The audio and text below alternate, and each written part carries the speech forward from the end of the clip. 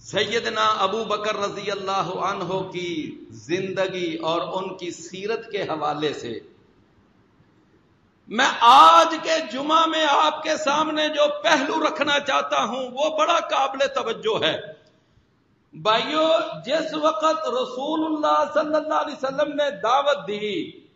آپ نے 13 سال مکے میں دعوت دی، لیکن ان کے والد ابو قحافہ مسلمان نہیں ہوئے۔ پھر آپ مدینہ چلے گئے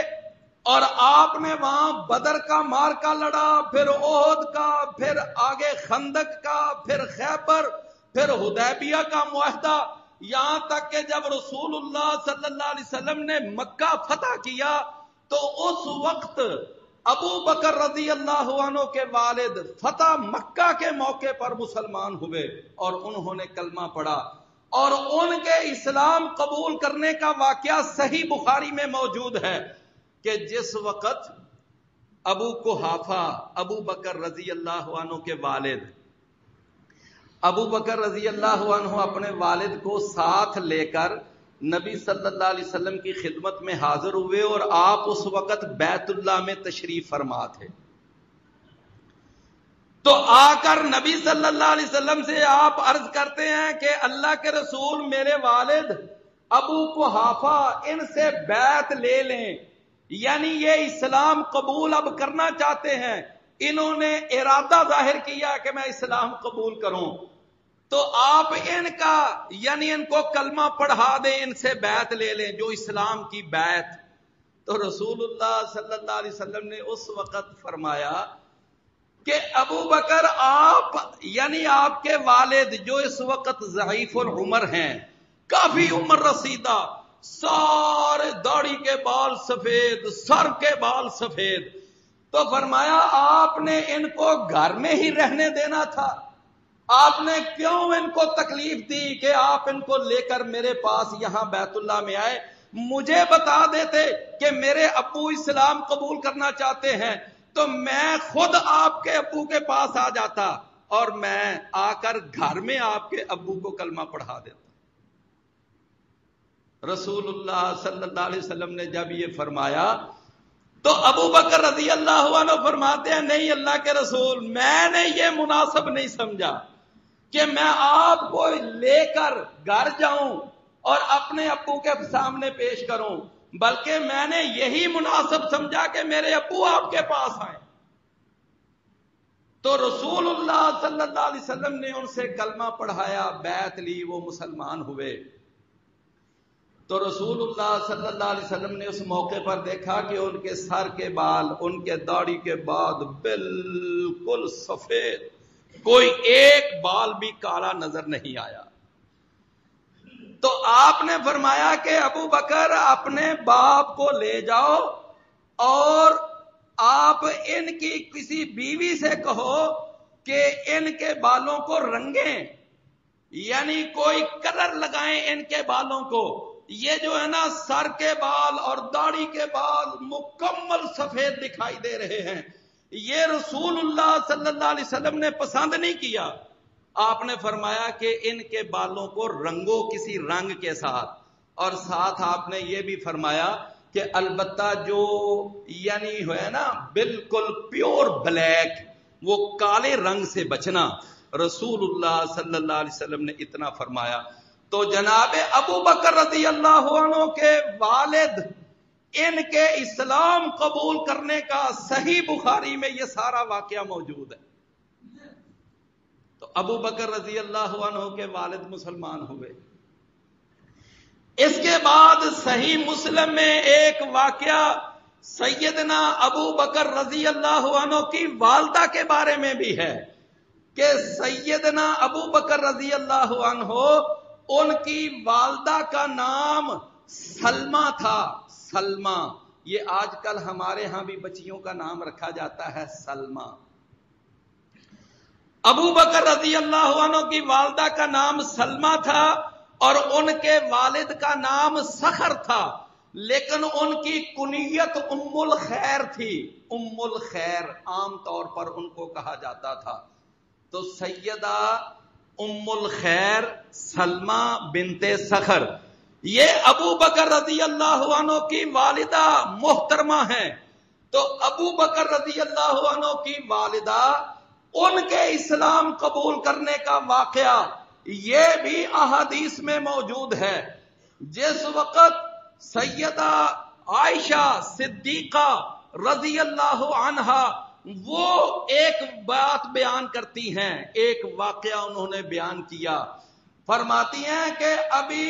اسلام کا ابتدائی دور تھا،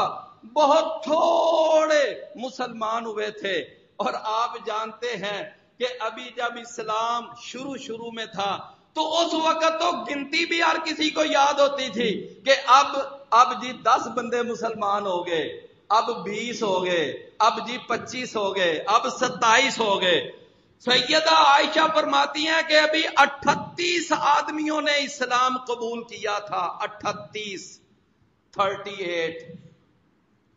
فرماتی ہیں کہ 38 آدمیوں نے اسلام قبول کیا، اور یہ سارے ابھی چھپ کر زندگی گزارتے تھے۔ کہاں؟ مکہ کے اندر ایک گھر تھا جس کو دار ارقم کہا جاتا تھا، یہ سارے ابھی وہاں چھپا کر اپنی زندگی گزار رہے تھے۔ تو ایک دن جناب ابو بکر رضی اللہ عنہ نے نبی کریم صلی اللہ علیہ وسلم سے یہ بات عرض کی، اور بھی کچھ وہاں پر آ کر ساتھی بیٹھ گئے، کہنے لگے اللہ کے رسول، میرا دل چاہتا ہے کہ ہم یہ جو روپوش ہو کر اور چھپ کر اپنی زندگی گزار رہے ہیں، اپنے اسلام پر عمل تو کر رہے ہیں، میرا جی چاہتا ہے کہ ہم ذرا بیت اللہ میں جائیں، مسجد حرام میں جائیں، اور وہاں پر ہمیں جتنے بھی لوگ ملیں ہم اپنے اسلام کی ان کو بھی جا کر دعوت پیش کریں، ہم ان کو بھی جا کر بتائیں، عقیدہ توحید بتائیں، عقیدہ رسالت بتائیں، ان کو آخرت کے متعلق دعوت دیں۔ رسول اللہ صلی اللہ علیہ وسلم نے جب سیدنا ابو بکر رضی اللہ عنہ کی یہ بات سنی، آپ نے فرمایا انا قلیل، اے ابو بکر ابھی ہم بہت تھوڑے ہیں، ابھی ہم بیت اللہ میں جا کر اعلانیہ طور پر لوگوں کو دعوت نہیں دے سکتے، ابھی ہمارے اندر وہ قوت نہیں، وہ طاقت نہیں۔ لیکن ابو بکر رضی اللہ عنہ نے اپنی بات پر جب ذرا اصرار کیا تو رسول اللہ صلی اللہ علیہ وسلم نے پھر ان کی بات مان لی، کہا چلو پھر جاتے ہیں۔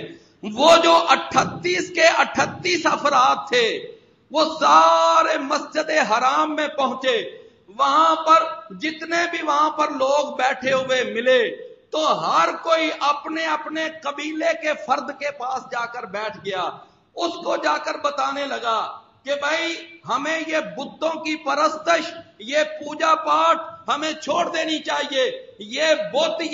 یہ ہماری عبادت کے لائق نہیں، یہ رکوع سجدے نظر و نیاز کے لائق نہیں، حاجت روا مشکل کشا صرف ایک اللہ کی ذات ہے، ساری کائنات پر اسی کا کنٹرول ہے۔ یہ توحید کی دعوت دی اور یہ بتایا کہ یہ جو ہے نا محمد الرسول اللہ، اللہ کے سچے نبی ہیں، ان پر قرآن نازل ہوتا ہے، ان پر وحی آتی ہے، اور یہ ہمیں نماز کا حکم دیتے ہیں، یہ ہمیں پاک دامنی کا حکم دیتے ہیں، یہ ہمیں صدقہ اور خیرات کرنے کا حکم دیتے ہیں، بڑی اچھی اچھی باتیں بتاتے ہیں، تو ہمیں اس نبی کو قبول کر لینا چاہیے، کلمہ پڑھ لینا چاہیے۔ بس اسی طرح باتیں ہو رہی ہیں تو جناب ابو بکر رضی اللہ عنہ نے وہاں پر کیا کیا، بیت اللہ جہاں پر مقام ابراہیم ہے وہاں پر انہوں نے کھڑے ہو کر علل اعلان وہاں توحید کی دعوت دینی شروع کر دی۔ پہلے تو ہے نا کوئی کسی کونے میں بیٹھا ہے، کوئی کسی کونے میں، کوئی کہیں، انہوں نے کھڑے ہو کر علل اعلان یہ کہنا شروع کر دیا، اللہ کے سوا کوئی معبود نہیں، کوئی حاجت روا مشکل کشا نہیں، محمد صلی اللہ علیہ وسلم۔ جب انہوں نے کھڑے ہو کر علل اعلان یہ لوگوں کو اسلام کی دعوت دی تو وہاں پر جو مشرکین تھے اب ان سے برداشت نہ ہو سکا، انہوں نے ابو بکر صدیق رضی اللہ عنہ کو آ کر اتنا مارا، اتنا پیٹا، اتنا تشدد کیا کہ آ کر انہوں نے ان کو اپنے پاؤں کے نیچے روند ڈالا اور یہاں تک کہ ایک کافر جس کا نام یعنی عتبہ بن ربیعہ تھا، اس نے تو ایک بہت بڑا جوتا پکڑا، تو اس نے آ کر ظالم نے سیدنا ابو بکر رضی اللہ عنہ کے سر پہ، ان کے چہرے پہ اتنے جوتے مارے، اور پھر باقی بھی وہاں پر کافر، باقی جتنے مسلمان تھے وہ بھی تھوڑی سی تعداد میں تھے، کافروں کی تعداد بہت زیادہ تھی۔ بہرحال سب سے زیادہ انہوں نے ٹارگٹ اور تشدد وہ ابو بکر رضی اللہ عنہ پہ کیا، یہاں تک کہ ان کو وہاں بے ہوش کر دیا گیا ایک کپڑے میں ڈال کر۔ پھر وہاں ابو بکر کا خاندان پہنچا، ان کا نام تھا بنو تیم، یہ ان کے قبیلے کا نام تھا۔ انہوں نے ایک کپڑے میں ڈالا، ابو بکر رضی اللہ عنہ کو گھر لے کر گئے۔ جب گھر گئے تو اب سارا قبیلہ اور ان کا والد یعنی ابو قحافہ وہ بھی مسلمان نہیں تھے، تو انہوں نے بڑا سمجھایا، ابو بکر تجھے کیا ضرورت تھی وہاں کھڑے ہو کر علل اعلان اسلام کی دعوت پیش کرنے کی، تجھے کیا پڑی ہوئی تھی؟ جناب ابو بکر کیا جواب دیتے؟ وہ تو بے ہوش تھے۔ جس وقت ابو بکر رضی اللہ عنہ کو دن کا آخر چلا گیا، ہوش آیا، تو انہوں نے سب سے پہلا اپنی زبان سے جو جملہ نکالا وہ یہ پوچھا کہ مجھے بتاؤ محمد الرسول اللہ کیسے؟ یعنی اپنے زخم، اپنا تشدد، اپنا درد، اپنی اذیت کوئی پرواہ نہیں، سب سے پہلا جملہ اچھا یہ بتاؤ محمد الرسول اللہ تو ٹھیک ہے۔ سارا قبیلہ وہاں سے ناراض ہو کر اٹھ گیا، کہتا ہے دیکھو اتنی مار پڑی، اتنا تشدد ہوا، چہرہ پہچانا نہیں جا رہا، یعنی بالکل یہ صورتحال ہے، اور ہوش آیا تو سب سے پہلے پھر اپنے نبی کا نام لے رہا، ناراض ہو کر چلے گئے۔ لیکن جاتے جاتے انہوں نے سیدنا ابو بکر ان کی والدہ کو کہا کہ ہاں جب یہ ذرا بہتر ان کے کھانے پینے کا خیال رکھنا، ان کو بہتر ان کی طبیعت کا اچھا خیال رکھنا۔ جناب ابو بکر کی والدہ ام الخیر سیدہ سلمہ،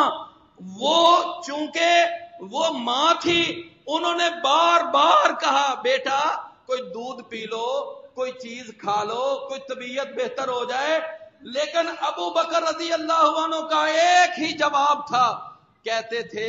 کہ میں جب تک محمد الرسول اللہ صلی اللہ علیہ وسلم کو اپنی آنکھوں سے دیکھ نہیں لوں گا میں کوئی چیز نہ کھاؤں گا نہ پیوں گا۔ یعنی آپ ذرا اندازہ لگائیں کہ محبت کا کیا معیار ہے۔ وہ کہنے لگی کہ بیٹا اب میں کیسے تلاش کروں کہ آپ کے جو نبی ہیں محمد صاحب وہ کہاں ہیں، میں ان کو کہاں، چونکہ میں نے پہلے بتا دیا کہ روح پوش ہو کر تو زندگی گزار رہے تھے، ٹھکانے کا لوگوں کو پتا تو نہیں تھا کہ کہاں وہ رہتے ہیں۔ تو کہتی ہیں کہ بیٹا مجھے نہیں پتا۔ کہنے لگے کہ اچھا ایک عورت ہے ام جمیل بنت خطاب، یہ کون تھی بلا؟ عمر بن خطاب کی بہن۔ ابھی عمر بن خطاب مسلمان نہیں ہوئے تھے، لیکن ان کی ہمشیرہ ام جمیل بنت خطاب وہ مسلمان ہو چکی تھی، لیکن ان کا اسلام ابھی اہل مکہ کے سامنے ظاہر نہیں ہوا تھا۔ تو انہوں نے کہا امی آپ جائیں اور جا کر ام جمیل سے پوچھیں کہ محمد الرسول اللہ کہاں ہیں، وہ آپ کو ساتھ لے کر محمد الرسول اللہ کے پاس جائیں گی، آپ پہلے دیکھ کر آئیں کہ وہ کیسے ہیں۔ ام جمیل کے گھر گئیں ام الخیر آپ کی والدہ، جب ام جمیل کے پاس گئیں تو اب انہوں نے چونکہ اسلام اپنا چھپایا ہوا تھا، انہوں نے کہا مجھے کوئی پتا نہیں کہ ابو بکر کہاں ہے، نہ مجھے یہ پتا کہ محمد بن عبداللہ کہاں ہے، یعنی محمد الرسول اللہ مجھے کوئی پتا نہیں ہے۔ ان کو یہ تھا کہ یہ ابو بکر کی والدہ تو بھی مسلمان نہیں ہوئی، میں ان کے سامنے احتیاط سے بات کروں، لہذا انہوں نے کہا کہ مجھے اگر آپ ابو بکر کے پاس لے جائیں نا، وہ ام جمیل کہتی ہیں تو میں ان سے ملاقات کرنا چاہتی ہوں، اگر آپ مہربانی کریں تو مجھے اپنے بیٹے سے ملوا دیں۔ تو کہا کوئی بات نہیں، آپ آئیں، میرے ساتھ چلیں۔ ام جمیل آئیں اور آ کر ابو بکر رضی اللہ عنہ کو جب دیکھا کہ اس قدر ان کے اوپر تشدد اور اس قدر مارا گیا، پیٹا گیا، سارا چہرہ ان کا زخمی، تو بولتی ہیں یکدم اللہ ان کا بیڑا غرق کرے جنہوں نے ابو بکر صدیق پر یہ تشدد کیا ہے، اللہ ان کو کبھی معاف نہیں کرے گا، اس طرح کے جملے کہے۔ تو ساتھ ہی کہتے ہیں کہ ام جمیل آپ مجھے لے کر نہ رسول اللہ صلی اللہ علیہ وسلم کے پاس جائیں۔ دونوں اب ام الخیر اور ام جمیل دونوں نے سہارا دیا، اور جب تھوڑا سا اندھیرا ہو گیا، اب دیکھا نا کہ اب گلیوں میں کوئی نظر نہیں آ رہا، تو ابو بکر رضی اللہ عنہ کو سہارا دے کر رسول اللہ صلی اللہ علیہ وسلم کے پاس گئے، اور وہاں پر جب پہنچے تو نبی کریم صلی اللہ علیہ وسلم نے دیکھا، فوراً اٹھے۔ اللہ جانتا ہے حدیث میں الفاظ ہیں، تو اللہ کے رسول ابو بکر کی حالت دیکھ کر یعنی اس قدر پریشان، اتنے پریشان، پہلے تو فوراً لپٹ کے اپنے گلے سے لگایا، اور پھر رسول اللہ صلی اللہ علیہ وسلم کتنی دیر وہاں اپنا سر جھکائے پریشان بیٹھے۔ سب سے پہلے اسلام کے اندر اگر علل اعلان اسلام کی دعوت پیش کی ہے محمد الرسول اللہ کے بعد تو وہ ابو بکر ہیں، اور سب سے پہلے اسلام کے اندر اگر تشدد ہوا ہے، اذیتیں برداشت کی ہیں، تو وہ بھی ابو بکر صدیق ہیں رضی اللہ۔ رسول اللہ صلی اللہ علیہ وسلم نے حوصلہ دیا، تسلی دی، کوئی بات نہیں۔ میرے بھائیوں، جب اللہ کے رسول کو دیکھا تو اس کے بعد پھر ابو بکر صدیق رضی اللہ عنہ نے کچھ کھانا کھایا۔ ابو بکر نے اب موقع کو غنیمت جانا، کہنے لگے اللہ کے رسول آپ ذرا میری والدہ کے لیے دعا فرما دیں، اللہ میری والدہ کو اسلام کی ہدایت دے دے تاکہ اسلام قبول کرنے کی وجہ سے میری والدہ جہنم کی آگ سے بچ جائے۔ نبی صلی اللہ علیہ وسلم نے اسی وقت دعا فرمائی کہ یا اللہ اس ام الخیر ابو بکر کی والدہ کے دل میں اسلام اتار دے۔ تو فرمایا اسی وقت ماں نے کلمہ پڑھا اور ماں بھی مسلمان ہو گئی۔ جناب ابو بکر کا والد فتح مکہ کے موقع پہ مسلمان ہوئے، اور ان کی والدہ اسلام کے ابتدائی دور میں مسلمان ہوئی۔ میں نے شروع میں عرض کیا تھا ابھی 38 افراد نے کلمہ پڑھا تھا، تو 39واں فرد جو اسلام قبول کرنے والا تھا وہ پھر کون ہوا؟ سیدہ ام الخیر سلمہ ابو بکر کی والدہ، ان کا 39واں نمبر بنتا ہے اسلام قبول کرنے کے اندر۔ میرے بھائیوں، رسول اللہ صلی اللہ علیہ وسلم کے یہ صحابی ابو بکر، ان کے والدین بھی مسلمان تھے، والدہ بھی صحابیہ، والد بھی صحابی، خود بھی صحابی، ان کی بیویاں بھی صحابی، پھر ان کے بعد ان کی ساری اولاد صحابی۔ ان کے 3 بیٹے تھے، 3 بیٹیاں تھیں، وہ تینوں بیٹے صحابی، تینوں بیٹیاں۔ آخری بیٹی جو تھی جس کا نام ام کلثوم ہے وہ صحابیہ نہیں۔ کیوں؟ اس لیے کہ وہ ابو بکر رضی اللہ عنہ کی وفات کے بعد پیدا ہوئیں، وہ رسول اللہ کی زندگی میں پیدا نہیں ہوئی تھیں۔ تو باقی 5 بچے ان کے صحابی۔ جناب ابو بکر رضی اللہ عنہ انہوں نے 4 شادیاں کی، 2 شادیاں اس وقت کی جب ابھی کفر کی حالت میں تھے، اور 2 شادیاں انہوں نے اسلام کی حالت میں کی، اور اللہ نے ان کو 3 بیٹے دیے، 3 بیٹیاں دیں۔ میرے بھائیوں، یہ ابو بکر رضی اللہ عنہ جن کے والدین بھی صحابی، خود بھی صحابی، بچے بھی صحابی، آگے بچوں کے بچے بھی صحابی۔ سیدہ اسماء ان کا بیٹا عبداللہ بن زبیر وہ بھی صحابی۔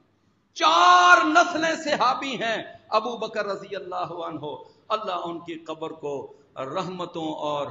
برکتوں کا مرکز بنائے، اور ان جیسی شخصیات کے نقش قدم پر اللہ ہمیں چلنے کی توفیق عطا فرمائے۔ وآخر دعوانا